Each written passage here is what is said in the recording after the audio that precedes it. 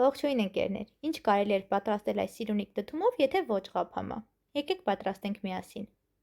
Եվ այսպես դդումը լվանում ենք, չորացնում և վերևի հատվածում կտրված կանում ըստ ցանկալի ձևի։ Միջուկը հեռացնում ենք հարմար տարբերակով և առայժմ դնում մի կողմ։ Վերցնում ենք ջրեր, չամիչ, ընկույզ ըստ նախասիրության։ Վրան եռացրած ջուր լցնում, թողնում մոտ 5 րոպե։ Այնուհետև քամում ենք ջուրը և այս ամենը կտրատում։ Լցնում ենք թավայի մեջ, վրան առատ կարագ ենք դնում և տեղափոխում կրակին, մինչև այն կսկսի մի փոքր եռալ։ Այդ ընթացքում արդեն պետք է կիսաեպ արած լինենք բրինձը։ Այս ամենն ավելացնում ենք բրնձին,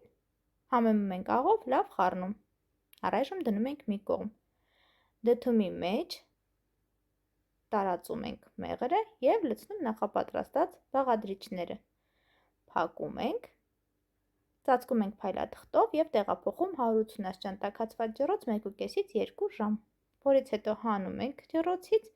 և վայելում։ Բարի ախորժակ։